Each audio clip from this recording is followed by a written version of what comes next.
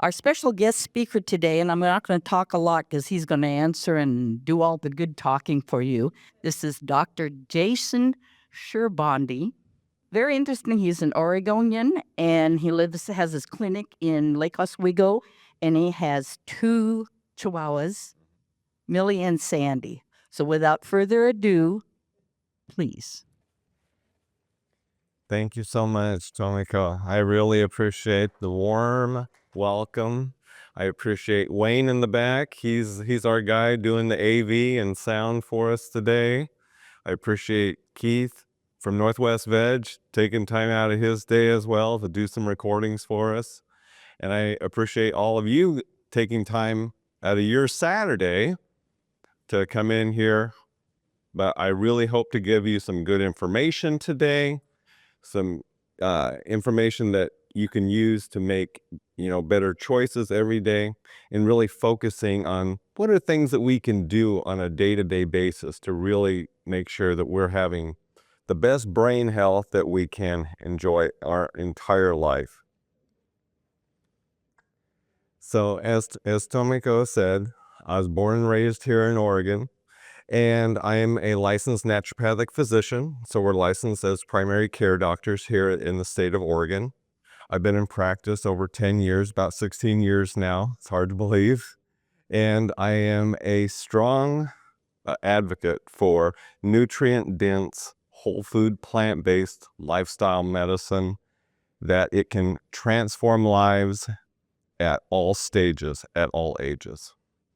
Now, when I'm not working, as Tomiko said, I've got my two chihuahuas, Millie and Sandy. And so that's little Millie over there on the left, and Sandy there. So you see their little smiles. Hopefully they have a happy little life too. I do like to give a little bit of my background because sometimes people are interested in, why do you do what you do? And, I grew up in, a very rural area out in Eastern Oregon. And, I had a very, let's say, food-centric family. We loved to eat, and we loved to eat lots of it. And so, of course, there were lots of heart disease, lots of obesity, lots of diabetes, lots of complications, strokes, things like that in my family. My dad, he passed away at 58 from complications from diabetes. And so at a really young age, I knew that I had to do a lot to change some lifestyle factors and things that we all grow up with certain habits, and sometimes they we have to learn to do better sometimes. So first, I'd like to talk about our amazing brain. It is an organ that weighs 3 pounds, yet it contains 100 billion neurons, brain cells, that are constantly signaling to each other. What's amazing about, even though it's only 3 pounds, it can continue to adapt to our environment, our lifestyle, and challenges throughout our life to build cognitive reserve and capacity. If there's one thing that I'd want you to take away, is at all life stages, we have the ability to make new connections, and our brains are going to continue to develop and to support what we're doing on a day-to-day basis. But there are some sobering statistics that we do have to address in this talk. Unfortunately, 1 in 9 people over 65 have Alzheimer's.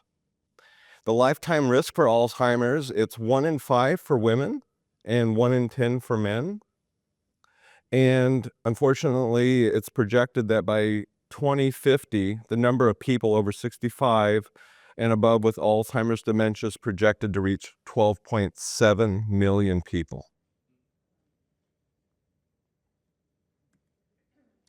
Now, a lot of people throw around, is it dementia? Is it Alzheimer's? Just, for this talk, it's a little bit used interchangeably. But dementia is really an umbrella term for many different kinds of cognitive impairment. The majority is Alzheimer's. It's 50 to 75% of all cases of dementia is Alzheimer's. Though we have vascular dementia, which accounts for 20 to 30%, such as, the same kinds of things that affect our heart, and strokes, affect our brain. We also have Lewy body dementia, which is a smaller amount, and then even a lesser amount is frontotemporal dementia. And sometimes people are affected by more than one kind of these dementias. Key facts about Alzheimer's is that it's a progressive disease of the brain that develops over decades. And this is going to impair memory, thinking, mood, and problem solving. It's sometimes thought that, it just happens when this just happens with old age. But it really takes decades for this horrible illness to really start showing its signs.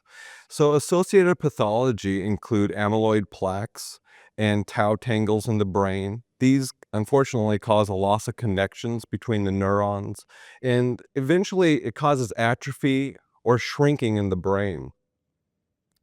Now, we have the main biological processes that drive this cognitive decline are inflammation, oxidation, glucose, and lipid dysregulation.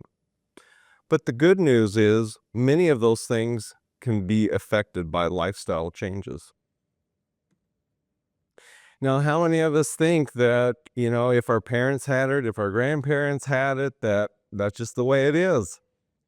Well, the nice part is science is showing that genetics is not destiny. And in fact, we have a lot of control over how our genes are going to express. And adherence to healthy lifestyles can offset genetic risk. Now, there are purely genetic caused Alzheimer's out there. It only accounts for 3% of all cases. And these are usually early onset Alzheimer's that can affect people between 30 to 60 years old. But even with lifestyle changes, the illness can be pushed out further. There are other genes that are expressed that are involved with inflammation, exocytosis, which is basically like a cleaning of our cells that happens, glucose regulation, and lipid regulation. I'm a big fan of a couple of the rock stars in the lifestyle medicine. One is Dean Ornish. You may have heard of Dr. Dean Ornish. He's a bestseller author of a program for reversing heart disease.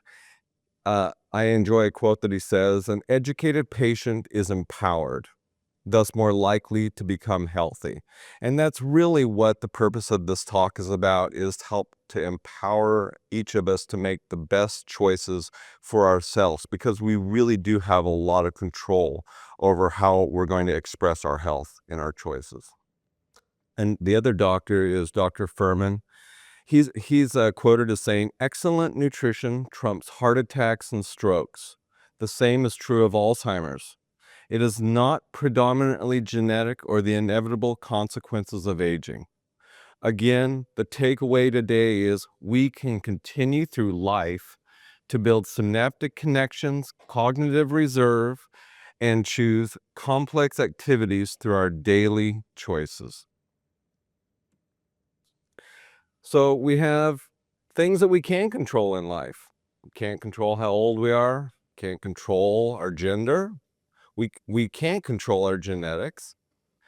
Things like menopause or head trauma, those things happen, and we can't control many of that. But look at this long list of things we can control. We can control our LDL cholesterol. Hopefully we're getting that checked regularly. We oftentimes can control pre-diabetes or diabetes, or even reverse a lot of this now. High blood pressure is definitely under our control. Many people probably have blood pressure cuffs in their room that they can check on some regularity. Obesity, we have to know that that's going to not only affect our body, but it's going to affect our brain and our risk factor for developing cognitive decline. what we choose to eat in our diet, whether we're eating lots of high sugary, fatty foods that, very hyper palatable foods that are prepackaged and are really easy to get nowadays. Lack of exercise. We can choose whether, we take 20 minutes every day to walk around or move around, or whether we just choose to sit around. Stress management, that can get a little bit tricky, but learning to healthier ways to manage all the worries and things that happen in our life is also an important, because the stress does affect how our brain functions and our cognition. Of course, I just mentioned unhealthy diet, but being socially isolated also is not good for our health, whether it's for our brain health. Our environment, also alcohol. How much alcohol are we consuming? Whether we're smoking, the amount of the quality of our sleep, and even hearing loss, and having things like that addressed, because we are social creatures, and it's really important that we're connecting with others.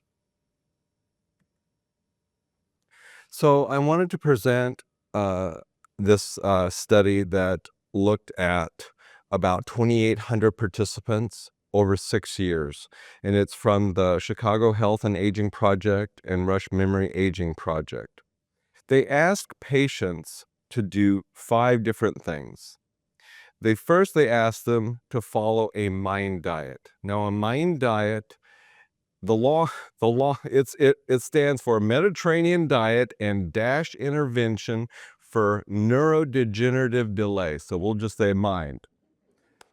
It includes whole foods, plant-based foods, plant fats, low salt, low saturated fats, low animal products, beans, greens, whole grains, cruciferous vegetables, berries, nuts, and seeds, and it excluded or limited red meats, sweets, dairy, cheese, butters, alcohol, and fast and fried food.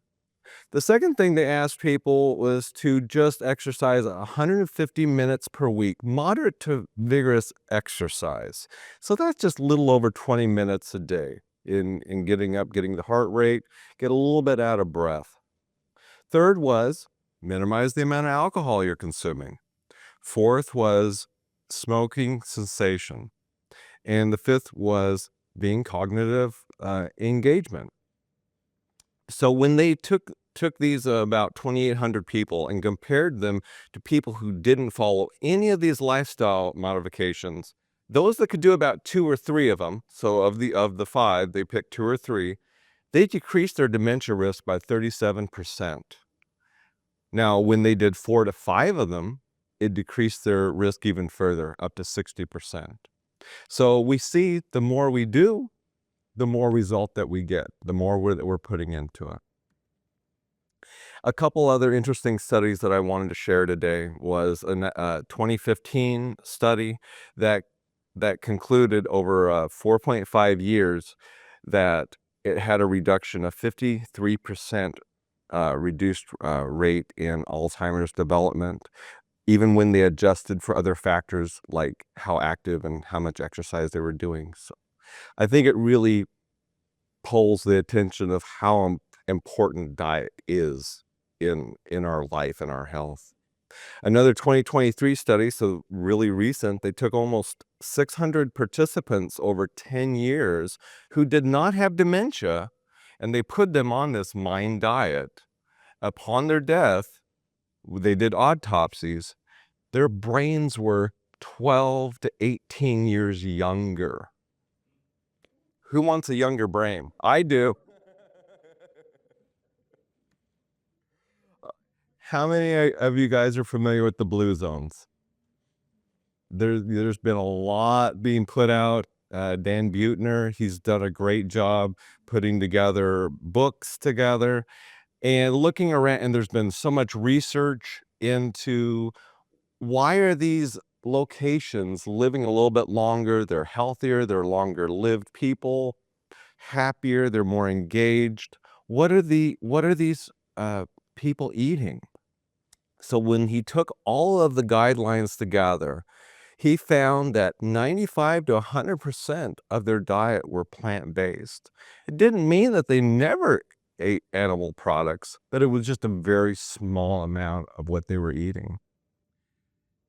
Dr. Dan Buettner also says, "Go wholly whole," which, it's a nice way to say, look for whole foods. Look for foods in their whole state. Yeah, look for things that you're familiar with in nature. You can still cook and steam, but foods in plastic bags and heavily processed food, lots of salt and oil and sugar, it's not going to give us the results that we want. Beans were found to be among all the blue zones, only a half a cup to a cup a day. That's not a lot, but it impressively really helps our health. Drinking mostly water. Snacking on nuts, 1 to 2 handfuls of nuts per day. He found that they didn't eat a lot of fish. It was about 3 ounces. So think about the size of a deck of cards. Up to 3 times a week or less was the amount of fish that they were typically consuming. They didn't eat eggs very often either. So it was less than, 3 eggs per week in total. Added sugars wasn't something that they did regularly either, so it was very intentional. So they really didn't add any additional sweeteners to their food. Reducing dairy. And I think surprisingly for a lot of people, retreating from meat.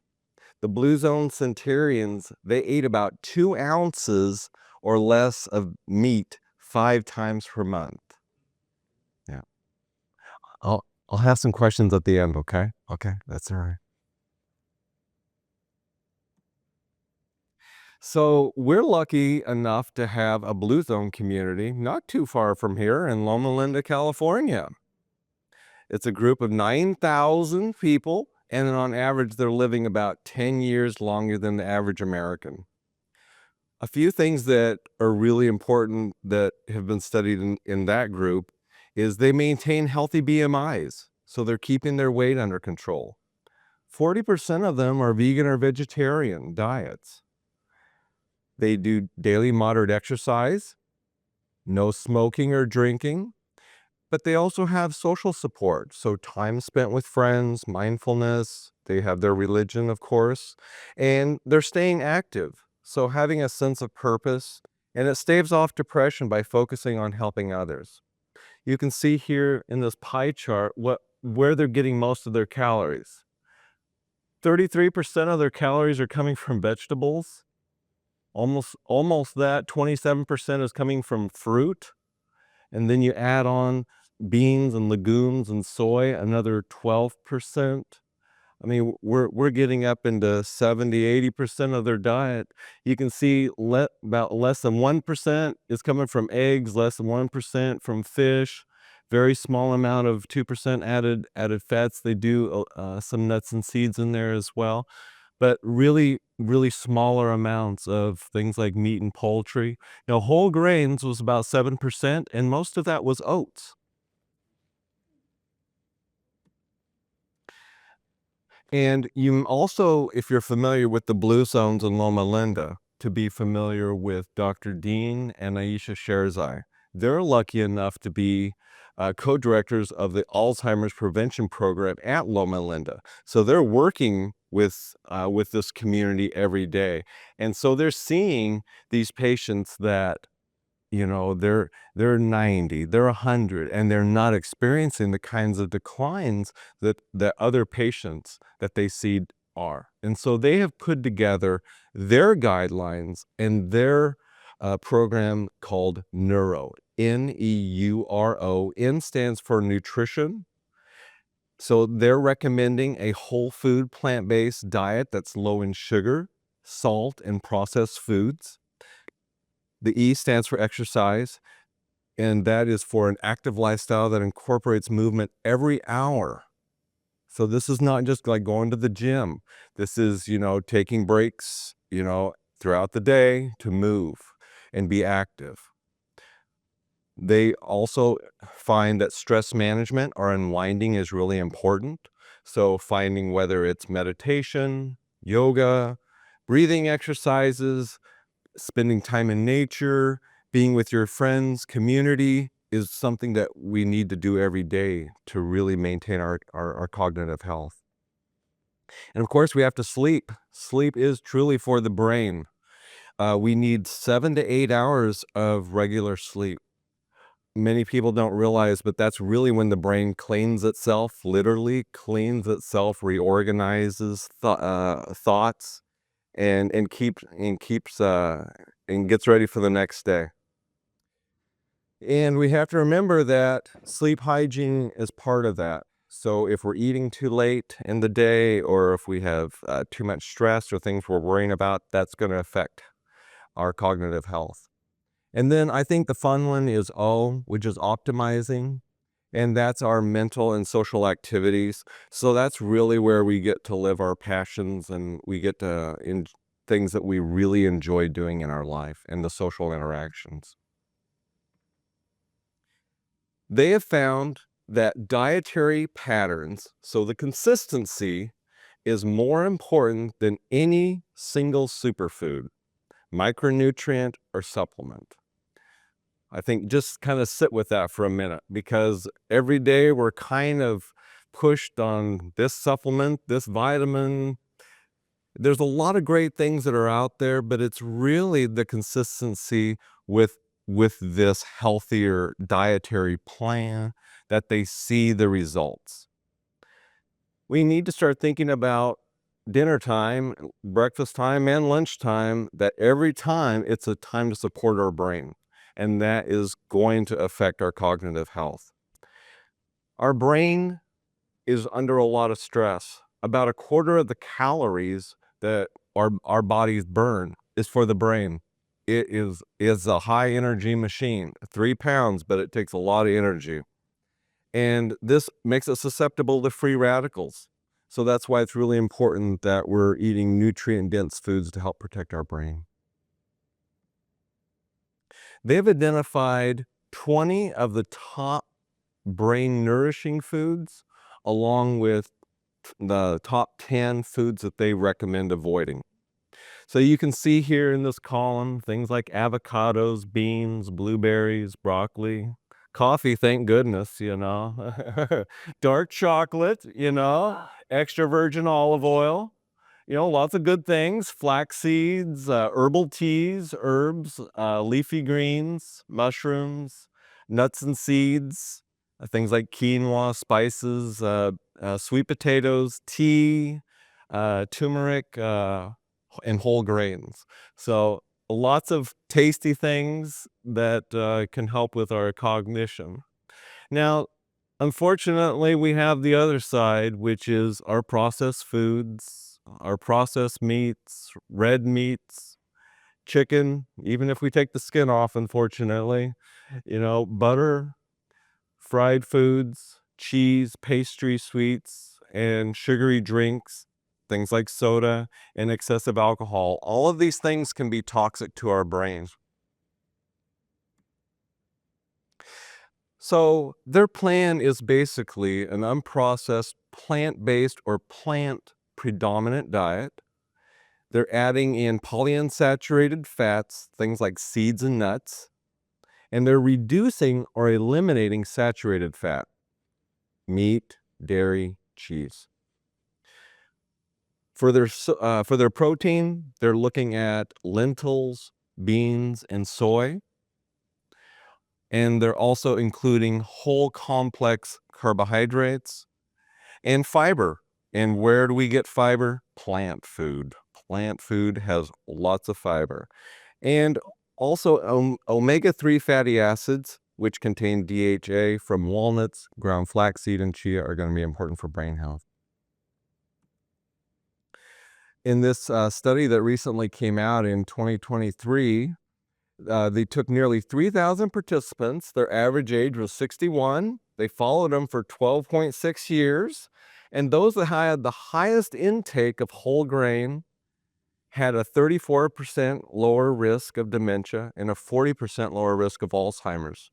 And we saw benefits at just 2 servings per day. Seems very reasonable. Things like examples include whole grain breakfast cereals, whole grain bread, old-fashioned oatmeal, brown rice. Now, popcorn unfortunately didn't result in statistically significant reduction in risk. Can anyone think of maybe why popcorn didn't make it? Yeah. Yeah, unfortunately, it was the butter, what we put on that does affect how it's going to act in our body. Now, if there was a superfood, I think it's going to be the leafy greens. So consuming just 1.5 servings, about a cup and a half, whether you cook them, steam them, they're associated with 11 years younger in brain age. Again, I want a younger brain. I can eat a cup and a half of greens every day. Oh yes, I definitely get my greens in every day. It's, um, I'll talk a little bit more about that, but it's interesting that your taste buds do change as the more you eat those things, and I think the further you get away from a lot of the sugary, salty, oily, or more processed foods, your body does learn to crave those things a little bit more. I did have a slide just here on meat and processed meat, fish and poultry, because, of course, a lot of people have questions about, how can I have this? How should I? And people think, well, what if I take the skin off the chicken? What if I use the air fryer? Do all those things? Unfortunately, they all contain saturated fats and cholesterol. And so it's all going to increase your risk for both vascular disease and dementia. Now, fish would be a better choice because it does have the omega-3 fatty acids, but unfortunately, our oceans are very, very polluted right now, and so just finding, clean, fish is a challenge right now in our world. So, and again, the blue zones, they eat very, very small amounts. The 100-year-olds there. Next, talking about dietary fat and the risk of Alzheimer's, they looked at 2,500 older adults over 6 years, and they looked at those who ate higher amounts of saturated and trans fats, and it correlated with higher risk of Alzheimer's, while those who ate plant-based fats had lower risk, and that came out in 2003. Unfortunately, obesity just doesn't affect our knees and our joints and all that. It still is going to affect our brain. And in 2016, a study published in Neurobiology of Aging found that obese participants had reduced white matter volume in their brains. People think, well, what's white matter? Well, it's actually how our brain communicates. It's how it's sending the signals around. So we really want to protect that white matter in our brain. Unfortunately, additionally, overweight persons studied had white matter volume of a lean person who was 10 years older. So it's prematurely aging our brain, carrying excess weight. Now, the Share's Eyes do recommend a couple supplements. They recommend a B12 supplement, and they also recommend an omega-3 supplementation if you feel like you need to do that, DHA. They do think that it does help with mild cognitive impairment, and it benefits patients over 65. Algae, which not everyone knows about algae, but algae is a very adequate and effective, just as probably more effective because it doesn't have the environmental pollution that fish does. I do recommend going with the algae if you want to supplement. So what are some obstacles that we're all faced? We live in a world that, doesn't always support some of these changes. We may have lack of access to healthy foods. Maybe it's inconvenient. change, temptation is always there. Falling for dietary gimmicks. Unfortunately, the kale and the marketing corporations they don't get the commercials on the TV the way that we see everything else. So it makes it a little bit more difficult that way. Marketing and misinformation, social pressure, our friends, family, and sometimes culture can play into that, and also food addiction. Not every doctor believes in food addiction, but I tell you, you tell people the coffee machine's broke in the morning, and you get some looks. So I do believe that food addiction is part of undoing some of these habits there for us. Now, solutions, the list is a lot longer. And first, sometimes it can be a bit overwhelming when we think about, well, what am I eating? Sometimes we don't even really recognize what we're eating. But sometimes just take a week and just write down things that you like to eat. Easy snacks that are included in the Shares Eyes program include unsalted nuts, fruit, and chopped veggies. Easy substitutions are things like using plant-based milk instead of cow's milk, bean veggie burgers instead of hamburgers, plant-based marinara sauce, so like tomato sauces are often more plant-based than the meat-based sauces for pasta. Bean burritos minus the cheese, chili without the added meat and cheese, and topping, baked potato with salsa. Trying something new. It doesn't always have to have bacon and butter on it. So trying some new options. I do recommend taking plant-based cooking classes and just learning more about food and how to prepare food. There are meal delivery services, things like Purple Carrot, Grubhub, if you're so inclined. There are places out there, so I do recommend reaching out for support if you're thinking, of what are other options you have. Other solutions for success I recommend are eating before you go places, just so you're not hungry. Talk with people who prepare your food. Just letting people know what you want to eat, and let them know what your concerns are. Find support and bring something healthy and delicious to share. This doesn't have to be an isolating experience. It can really be a community building event where you can work with your friends and work with your neighbors at making and preparing healthier options. And gatherings with friends and family are about time spent together. I mean, I understand we all have our favorite things to eat, but really it is about the time that we're spending together. So the next part of their neural plan is exercise.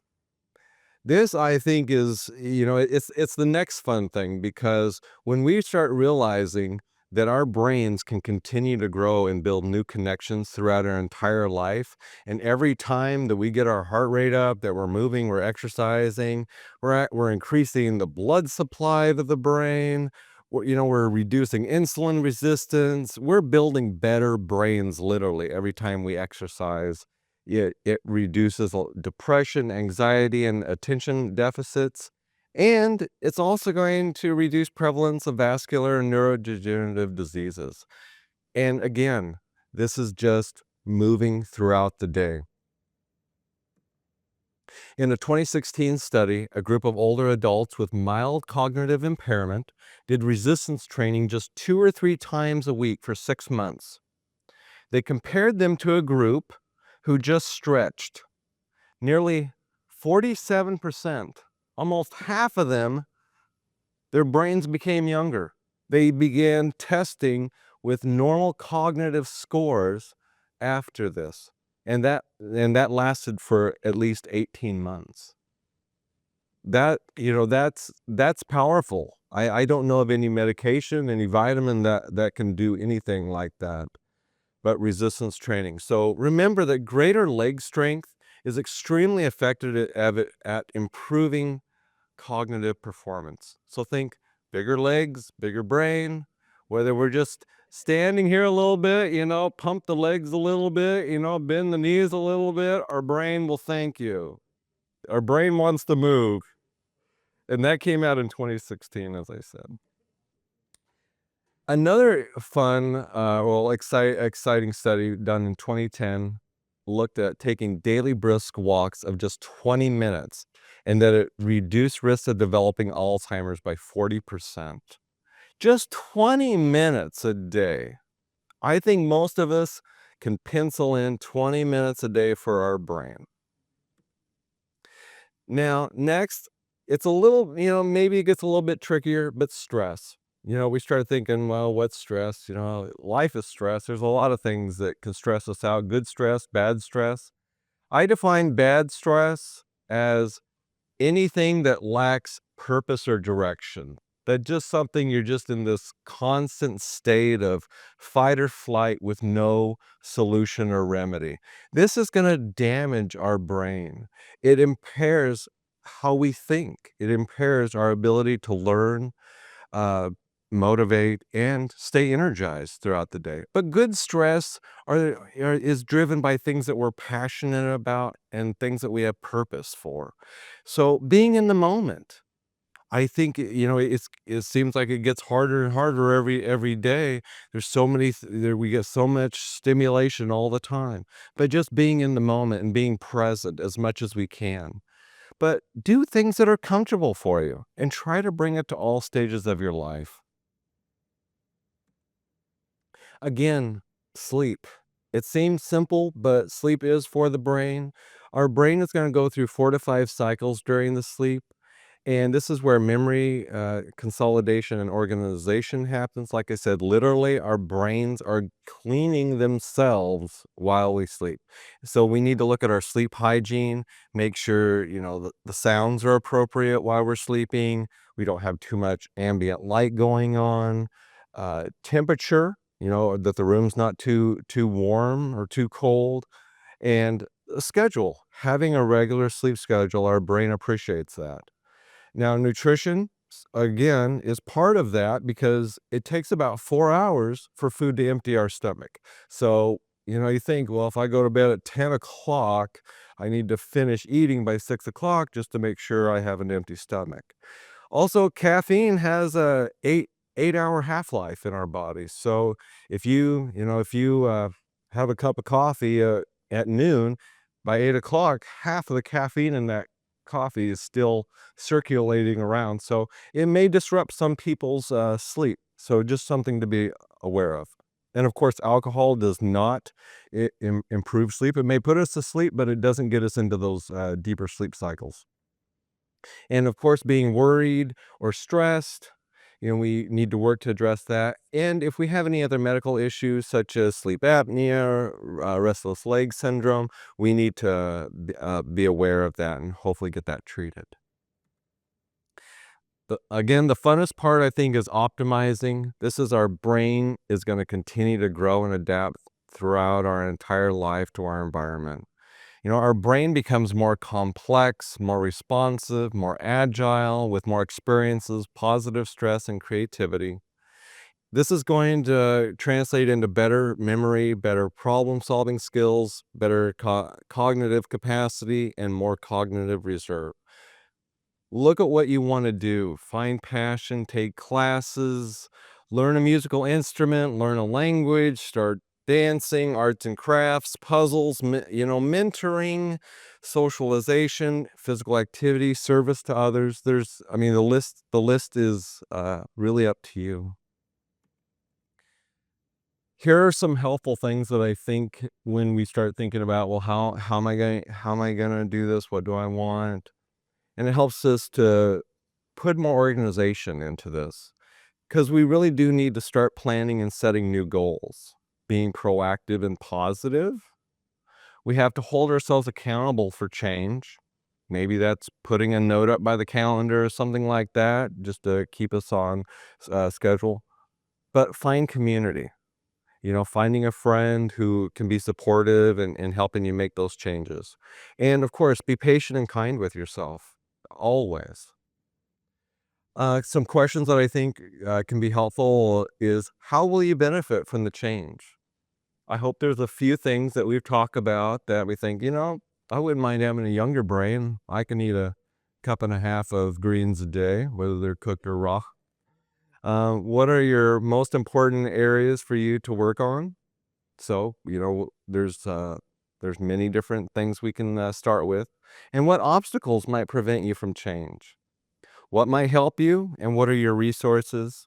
Who can help you, and how, and when will you start? I want everyone to be empowered, to leave empowered. I want people to feel good and that they do have control over their health and their life, because you really do. The science shows that you do. Shift your perspective from passive decline to proactive cognitive resilience. Unleash your brain's potential with lifestyle medicine. Remember, our goal is to maximize synaptic connections, cognitive reserve, and complex activities. The best activities for our brain encompass purpose, challenge, and complexity. And that can be different for every person. Don't retire, rewire, and of course, have fun. That's the point, right? Now, more resources. Some of you may have read Dr. Dean and Aisha Sherzai's book, The Alzheimer's Solution. It's a wonderful resource, a lot more information than even what I presented today. They've got many talks on YouTube that you can watch. A lot of it's for even for free. You can go to their website, braindocs.com. They are doing the most innovative science in lifestyle medicine right now that I know of. We are lucky enough to have Northwest Veg here in the community. I know they offer things like cooking classes and potlucks, and it's a great way to meet other people who are looking to do more plant-based options too. And of course, we have Keith here, and so I would recommend, if you have any questions, ask him. And then sometimes we're like, it's hard to find a provider that is interested in working with me. This website, love.health, is a telehealth to help find a doctor that can work with you. But there are more and more whole food, plant-based, science-based doctors who are coming on board all the time. And lastly, I would open it up to questions, and I thank you for your time. Oh, excellent. Yeah. All right, you guys, get ready because I am wired and 2, 3 thinking we'll have fun. I don't say very well. I might need to have help handing out this mic if you have a question. Okay, good. Someone said yes. One obstacle that some of us have Yeah. is the need to eat a gluten-free diet. Oh, gluten-free. Yeah. What workarounds do you recommend? So the good thing is, gluten-free is, it makes it a little bit more complicated, we'll say. But there are options, and sometimes you have to find food that is labeled gluten-free. I know sometimes there's cross-contamination. There's people that are like gluten sensitive, and then there's like full out celiac diseases.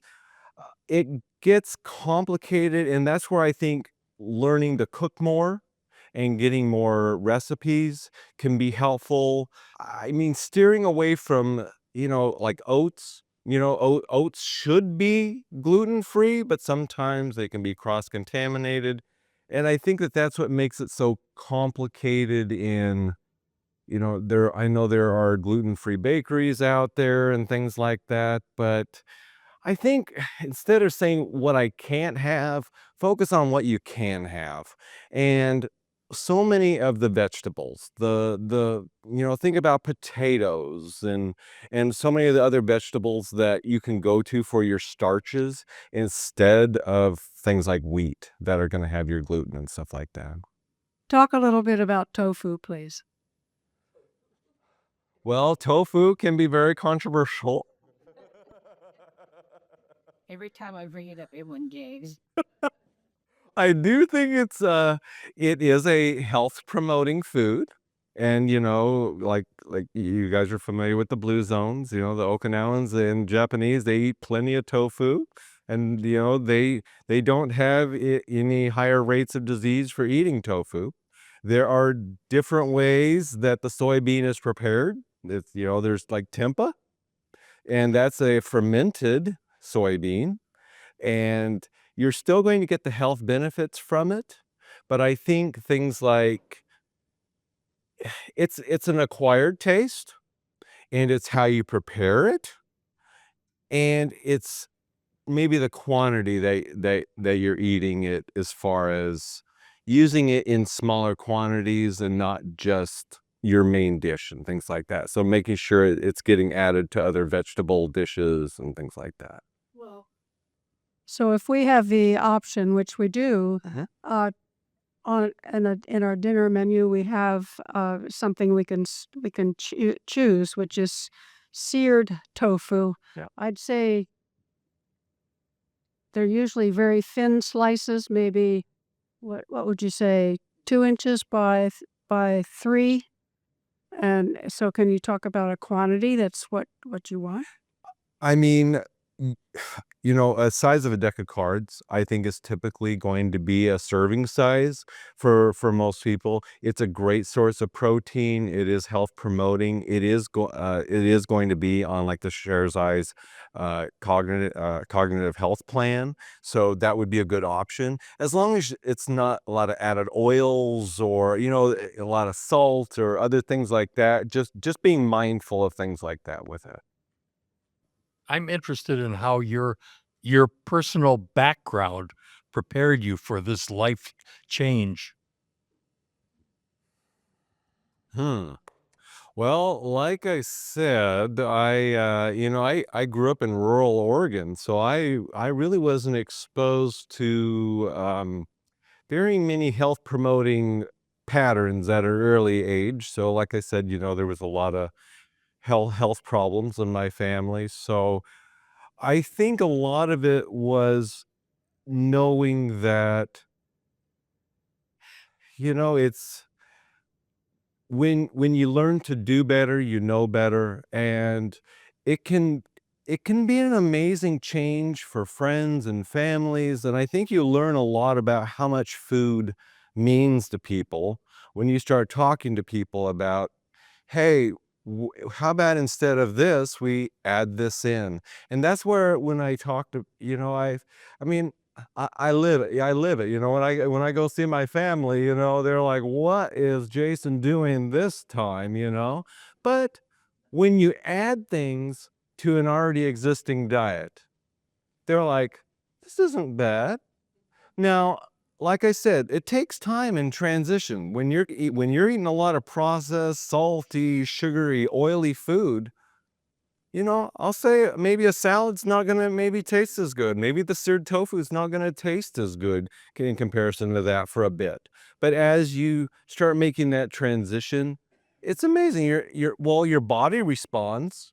You feel better. And I think that was the main driver, is the more I did, the healthier I felt.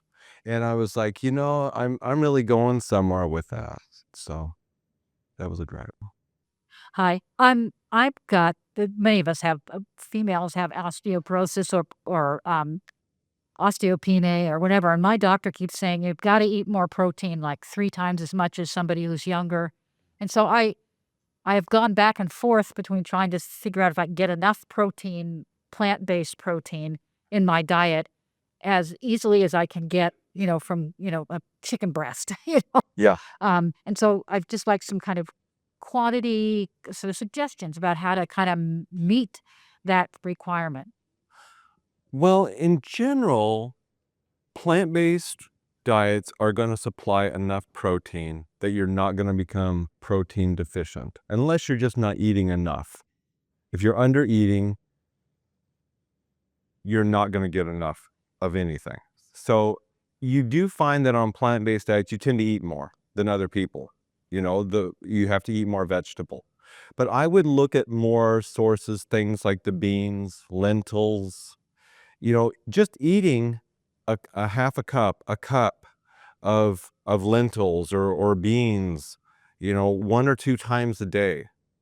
You're going to be getting good servings of protein. Also, think about leafy greens. They're amazingly high in protein and also going to give you a lot of nutrition. There is a bit of, of course, I'm not your doctor, but there is so much push onto protein that I think a lot of people overkill with the protein that, yeah, I get, if people want to supplement with a pea protein or, something like that, we can do that. But I've never found anyone that became protein deficient eating a whole food plant-based that was eating enough calories, that wasn't eating just processed foods and things like that. Of course, if you're eating processed junk foods and chips, you're probably not going to so eating food in the whole state, like I said, eating the whole food, the plant, you should be getting enough protein that way. Can you address the issue of complete protein versus incomplete protein? So that was popular, a number of years ago. People were worried about, well, you have to, if you eat rice, you got to eat beans or, things like that. But if you actually look at even just rice, all the amino acids are in rice. As long as you're eating food from all the food, many of the plant foods that are available, you're going to be getting enough protein. You're going to get enough amino acids as long as your diet is varied enough and you're getting enough calories. You don't need to do any excess protein supplementation. So that really has been debunked, that your plant protein is incomplete, because no one just eats one plant food. We eat a wide variety of foods. Okay, back to the popcorn situation. If you eat plain popcorn, what's your take on that? I think it's a whole grain. I think it's great. I think that in moderation, like with everything, it can be part of a healthy diet. And then if you wanted some flavor, can you use, because I use an olive oil on my oil for my popcorn, and then I use a nutritional yeast over the top. So what's your take on that even? So like the Share's Eyes have pointed out, they have found that extra virgin olive oil is cognitive, it's healthy for us. So in moderation, again, remember that a tablespoon of any oil, it's got 120 calories, so it's really easy to overdo it. So maybe measuring out oil can be helpful, or slowly decreasing the amount of oil. I know there's people that have like these little spritzers, or people use like the Bragg's amino acids that kind of spritz it over and the nutritional yeast and have different seasonings, things like that. But you can see even the blue zones, they didn't have a lot of added oils and things like that. So just trying to keep it as whole as possible. So then how about the avocado oil or the coconut oil? Again, anytime you're going to separate it from the avocado, eating the whole avocado is always going to be superior to eating just the avocado oil. And remember, when these oils are taken from the plants, you're losing a lot of the fiber and a lot of the plant chemicals, the polyphenols that are so good, and we're just extracting the oils. So in very, very limited amounts, they're probably okay. But again, we want to eat whole foods and things like that. Okay, thank you. You're welcome. Thank you, everyone. And Thank you guys so much.